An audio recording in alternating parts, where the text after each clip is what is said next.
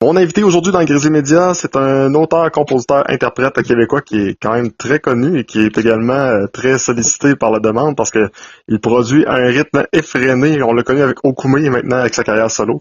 Jonathan Pinchot qui est avec moi. Salut Jonathan, ça va bien? Salut, ça va bien toi? Oui, ça va très bien. Jonathan, la première question, je le mentionnais, tu produis un rythme effréné, ça va très bien tes affaires, déjà 5 albums solo, si on compte en plus la carrière avec Okume, et ça continue de bien aller. Selon toi, qu'est-ce qui fait que ça va perdurer dans le temps, que la carrière de Jonathan Pinchot est capable de traverser les années? Euh, honnêtement, honnêtement, je sais pas. Tu sais, tu sais, je fais partie des rares chanceux là. Si je regarde, tu sais, si je regarde mes amis de ma génération là, tu sais, ceux qui ont commencé dans le milieu des années 90, début des années 90, tu sais, il y en a plus tant que ça là, qui continuent d'être bien actifs là, dans le milieu du showbiz actuel. Euh, tu sais, je sais pas. Tu sais, je pense que j'ai essayé de cultiver mes contacts, essayer d'être fin autant que possible avec les gens. Tu sais, tu sais jamais, tu sais, le showbiz au Québec c'est un petit milieu, puis tu sais, souvent des gens qui sont dans une station à un moment donné se retrouvent dans une autre station, ou des gens de radio se retrouvent à la télé, ou des gens de télé se retrouvent à la radio. Fait qu'on finit par croiser un peu souvent beaucoup le même monde. Tu sais, ça fait que d'entretenir des bons rapports avec ces gens-là. Ben, d'abord, je pense qu'à la base, comme être humain, on est toujours mieux servi quand on est gentil. Que c'est quand on est à la saule. C'est un fait. Je pense que tu sais, à la base, tu sais, ça part de là. Puis je sais pas, tu sais, je pense que tu sais, moi, je fais ce que je fais avec toute l'honnêteté du monde. Tu sais, je fais de la musique qui me fait plaisir. Tu sais, puis j'écris des chansons qui parlent de mon entourage, de ma famille, de ma petite vie, de mes amis, de mon, tu sais. Puis j'essaye de le faire avec, c'est ça, le plus d'honnêteté possible. Puis en tout cas, tu sais, ça a l'air qu'il y a des gens qui se reconnaissent là-dedans. Il y a des gens qui reconnaissent, tu sais, sont capables de prendre ces tunes-là puis les coller à leur vécu, à leur famille, à leurs amis, tu sais, puis de faire ok, oui, ça c'est des choses que moi aussi je vis, c'est des, tu sais. Fait que je sais pas, tu sais, au-delà de ça, il y a quand même une partie d'inconnu dans ce qu'on fait. Il y a comme une partie de hasard, de timing qui est au-delà du talent, au-delà du travail, au-delà de tout. Des fois, on a le timing avec nous autres, des fois, on l'a pas. Tu sais. Puis j'ai été chanceux parce qu'il y a eu des bouts où je l'avais moins, mais le balancier est toujours un peu revenu sur mon bord, puis ça m'a aidé comme à revenir un petit peu plus à l'avant-plan. Mais même si je suis pas, tu sais, j'ai rarement été tu sais, la grosse vedette de l'heure tu sais, sur qui pleut tous les hommages et les trophées et les affaires. Tu sais. Mais j'ai toujours été tu sais, un petit peu, pas un outsider, mais tu sais, toujours un petit peu en périphérie du main show, si tu veux, tu sais. Puis c'est une position dans laquelle je suis confortable, tu sais. Parce que, tu vois, aujourd'hui, je suis encore là.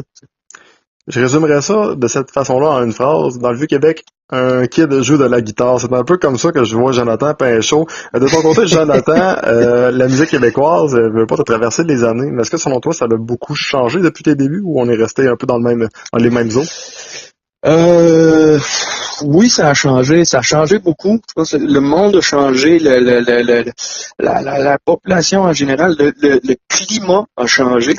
Quand j'ai commencé à faire de la musique, tu vois, il y avait comme une espèce de après une période sombre là, dans les années 80, où c'est que je pense que les gens ont été désillusionnés là, à la fin des années 70, là, où il y avait eu une grosse ferveur francophile, nationaliste, séparatiste, everything, tu sais. Puis dans les années 80, ça s'est comme un peu évanoui, tu sais, ça s'est comme un peu perdu. Je pense que les gens étaient un peu déçus là, que ça n'ait pas porté fruit, ça, cette histoire-là. Puis dans le début des années 90, c'est comme un revenu. Tu sais, il y a eu comme un regain avec le Bloc québécois, avec le PQ, puis plein d'artistes qui reportaient le flambeau, Coloc, puis d'autres. il y avait comme une espèce d'effervescence, tu sais, aussi que les gens se sont comme réappropriés le fait francophone, puis la fierté d'être francophone puis d'être québécois, tu sais, puis je pense que ça nous a aidé là, à se lancer un peu là, dans cette aventure-là. Tu sais. Aujourd'hui, tu vois, tu sais, après des années de parti conservateur fédéral et de parti libéral provincial, c'est sûr que la fierté d'être québécois puis la fierté d'être francophone, ça a été un petit peu balayé en dessous du tapis, tu sais. Fait que c'est sûr que tu sais pour les gens aussi ça a comme un peu tu sais il y a moins de sentiment d'urgence, tu sais, mais je pense que tranquillement pas vite c'est en train de revenir, tu sais, cette espèce de parce que aujourd'hui on a tu sais on a à composer avec une espèce d'internationalisation de la culture où c'est que tout devient unilingue anglophone parce que tout le monde veut tu sais tout le monde veut peut-être une vedette sur l'internet puis faire comme tout le monde, tu sais, puis il y a comme une espèce d'immense machine anglophone qui est un peu en train de bulldozer toutes les petites cultures un petit peu partout au travers de la planète. Là, c'est pas juste nous autres, mais je pense que tranquillement pas vite, les gens sont en train de se rendre compte que c'est le fait d'être francophone, le fait d'être québécois, c'est une richesse, c'est une ressource, puis tranquillement pas vite, je pense que les gens se rendent compte que c'est important de nourrir ça, puis c'est ça, de préserver le fait d'être francophone et québécois, parce que c'est une unicité, c'est quelque chose qui nous façonne, c'est quelque chose qui fait que on est un peuple qui est un peu unique au monde. T'sais. On est les francophones, on est les porteurs du fait francophone en Amérique du Nord, puis ça, ben c'est une responsabilité, puis c'est aussi une richesse. C'est très bien dit. De ton propre aveu, ton dernier album, La Tête Haute, a été l'album qui a été le plus long à sortir, le plus long à composer également. La question qui me vient en tête, c'est est-ce que ça t'encourage à en faire un autre? Est-ce que, parce que là, tu te dis, OK, ça a été long à faire, mais malgré tout, j'ai été capable d'en faire un qui a été bien reçu, ou au contraire, tu te dis, ouais, je vais peut-être prendre plus mon temps pour écrire le prochain. Comment tu vois ça? Écoute, c'est drôle, tu me poses la question parce que je suis en train de réfléchir à ce genre d'affaires-là parce que mine de rien, la tête haute, on arrive comme un petit peu tranquillement pas vite, on voit un peu la fin de la commercialisation de cet album-là. Tu sais, ça va bientôt faire 2 ans, fait que c'est d'habitude un coup 2 ans après la sortie d'un album, c'est tout le temps à ce moment-là qu'on commence à faire des meetings, puis à se demander, puis commencer à écrire, puis ramasser des tunes, puis fait que j'arrive à ce point-là, puis je suis en train de me demander justement si je m'assois et que je fais un marathon d'écriture pour ramasser 10-12 tunes pour faire un album complet, ou si au contraire je fais des petits bursts, là, si tu veux, d'écriture pour me mettre à sortir un peu plus régulièrement, puis genre, tu sais, des EP, là, tu sais, des 3-4 tunes, mais plus régulièrement, plutôt que, mettons, un album de 10-12 tunes à tous les 3 ans, tu sais. Je pense qu'aujourd'hui, les gens avec Internet se sont habitués à beaucoup de nouveautés régulièrement, tu sais. Fait que, tu sais, je pense que le modèle un album en 3 ans, ça va être probablement appelé à disparaître dans les prochaines années. Puis c'est ça, je pense que de toute façon, moi aussi, quand je consomme de la musique, les artistes que j'aime, je suis comme excité, puis ça me garde, tu sais, ça me garde allumé et aux aguets quand les artistes sortent de la nouveauté plus régulièrement. Ça fait que je suis en train de jongler avec l'idée de probablement changer de modèle pour aller un peu plus vers ça, là, des nouveautés plus régulièrement, mais moins importantes en quantité. comme tous les entertainers de la planète, on est des gars de show. Que ce soit moi, que ce soit toi, moi avec la radio, toi avec tes spectacles, tout le monde vit pour les spectacles. Et la prochaine qui me vient en tête, c'est quand vous avez parlé, on a parlé d'Okoumé tantôt, Okoumé qui avait fait un spectacle de réunion en 2014. Puis là, moi, je regarde la chicane aller, puis je me disais, ça va bien leurs affaires, et que ça va bien. Ça va bien, là, boum, t'es revenu avec Eric Maheu, avec Danny Bédard. Puis là, je me dis, Okoumé, pourrais-tu revenir un jour, faire un album, faire du nouveau stock? C'est-tu quelque chose qui est possible? Parce que moi, je regarde le portrait. Ton frère est encore avec toi dans la création de tes compositions. Je me dis, il me semble, Ouais. il doit y avoir de quoi à faire quelque part pas loin. Okoumé a tellement été bon, je dirais que le premier album a été extraordinaire. Le deuxième a été malheureusement un peu victime du succès du premier, c'est-à-dire que c'est pas qu'il était mauvais, mais le premier était tellement extraordinaire que le deuxième a moins pogné un peu. Mais malgré tout, je pense qu'Okoumé, c'est jamais mort dans la tête des Québécois en général. Je pense que tout le monde a encore un peu d'Okoumé en soi. Ben, tu sais, tu sais, à tous les temps en temps, à tous les, mettons, tu sais, à tous les 2 ans, 3 ans, on se fait un souper, les gars, ensemble, puis on se dit, ah, ce serait le fun de faire quelque chose, tu sais. Mais entre, là, ce serait le fun de faire quelque chose autour d'une bière, d'un souper, puis de vraiment s'asseoir, puis d'ouvrir les calendriers, puis de faire, OK, moi, de avril 2019 jusqu'à octobre 2019, là, je pars ça, puis on fait que du Okoumé, tu sais. À l'heure actuelle, c'est jamais arrivé que ça a été possible, tu sais, parce que je veux dire, on a des, tu sais, on a des vies quand même assez occupées, que ce soit moi avec ma carrière ou bien que ce soit Éloi qui est dans 10 000 projets en même temps, de musique de film, de musique de cirque, de show à grand déploiement, de toutes sortes d'affaires, que ce soit Hugo qui est occupé, qui fait de la tournée avec Richard Séguin depuis toujours, qui réalise ses albums, qui est toujours lui aussi là, entre quelques projets, là, tu sais.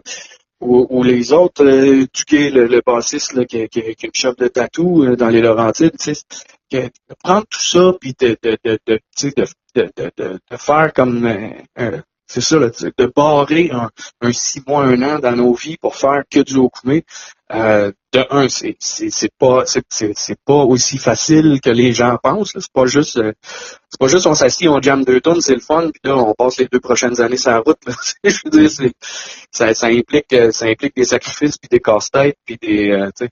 Puis deuxièmement, c'est que Okoumé, ça s'est un peu dissous parce que c'est un band à trop de chefs, pas d'indiens. C'est des bandes de grosses têtes où tout un chacun avait besoin d'exprimer un peu qui il était, tu sais, puis qu'est-ce qu'il était, tu sais, qu'est-ce qui l'intéresse, puis qu'est-ce qu'il écoute, puis tout.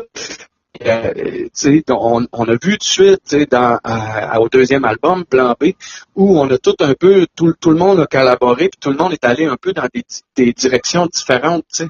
Puis un troisième album d'Okoumé, éventuellement, ça aurait été encore plus éclectique, puis encore plus éclaté que Plan B, tu comprends-tu? Puis je suis pas certain que les gens y auraient suivi là-dedans, tu sais, parce que il y a beaucoup de gens, les Québécois, on aime être confortable, on aime être dans des recettes qu'on connaît, tu sais, je veux dire, puis on le voit, tu sais, il y a beaucoup de bandes, beaucoup d'artistes qui font de la bonne musique, mais qui tombent assez rapidement dans la recette de refaire la même affaire en déplaçant 3 virgules puis 2 mots, tu sais.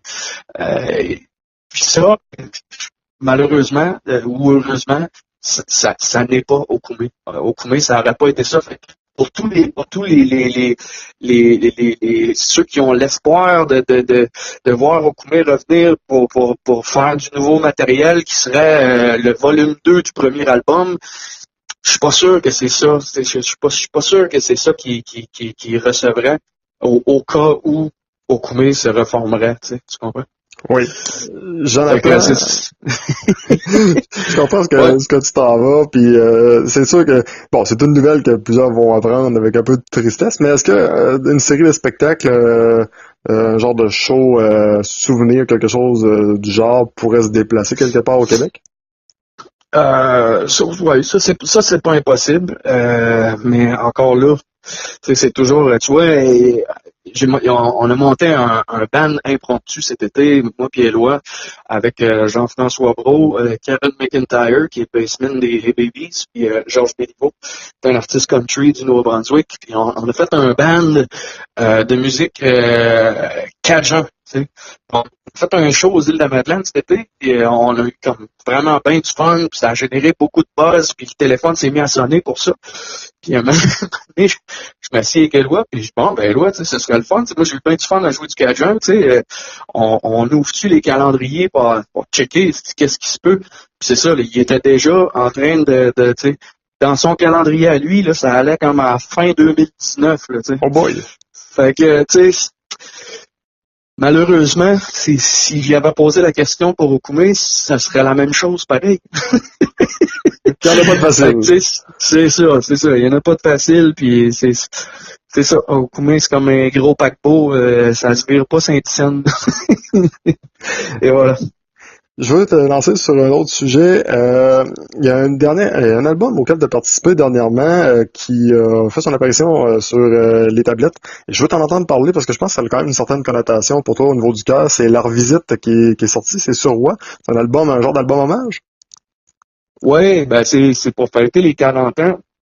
En fait, c'est pour fêter les 40 ans. Sur Roi, c'est un band qui a été fondé par mon père, Alcide, qui a été un peu à la barre de ce band-là des années fin des années 70 jusqu'à son décès en 2002. Puis ben c'est ça, il y a comme la gang de Bodactan qui ont décidé parce que Bodactan, le flûtiste multi-instrumentiste Luc Bourgeois dans Bodactan a été membre de Sur-Roi pendant une dizaine d'années. Et puis bon, il y a eu comme une collaboration là, entre Bodactan et Sur-Roi pour faire comme une espèce de survol de leur 40 ans de carrière. Puis ils nous ont demandé à moi et mes deux frères d'aller chanter une chanson là, qui était sur le premier vinyle de Sur-Roi qui date, c'est ça, 1977, je pense. Puis on est allé faire une chanson qui était chantée par notre père, qui s'appelle L'Enfant de la débauche. Fait que on s'est ramassé les trois frères ensemble un après-midi, puis on s'est amusé là, avec les tracks là, que les gars avaient déjà faites. Fait que ça a été bien plaisant. J'imagine que ça a dû toucher un peu au cœur, hein, de se faire demander. Oui, non, ça c'est sûr. C'est des affaires, mais tu vois, c'est le genre de projet que on fait pas ça pour la paye, c'est le spirit là, qui est payant. Finalement, une dernière. Qu'est-ce qui s'en vient pour toi, Jonathan? Ben c'est comme je t'ai dit tout à l'heure, les projets là, c'est bientôt. Je finis un peu mes spectacles l'été, puis ça va être le temps de prendre une petite pause, puis de me réasseoir, puis de reprendre la guitare, puis d'essayer de sortir un peu de nouveautés, puis voir ce que la guitare me raconte, puis voir si j'ai assez de matériel puis de drive pour retourner en studio, tu sais, puis que c'est là que j'en suis. C'est pas mal voyons, le devoir que j'ai à faire cet automne, là, c'est pas mal ça, c'est sortir de la nouveauté. Puis j'ai bien hâte de voir, mais c'est toujours une surprise d'une fois à l'autre. On sait jamais. Là, des fois, la composition m'amène dans une certaine direction ou une autre direction, puis c'est tout le temps. C'est tout le temps plaisant de se surprendre soi-même. Jonathan Péchaud, merci d'avoir accepté l'invitation, puis on a bien hâte d'entendre de tes nouvelles chansons du côté soit de la radio, ou bien sûr d'avoir un nouveau CD sous la main si jamais c'est l'option que tu choisis. Ben merci, ça m'a fait plaisir.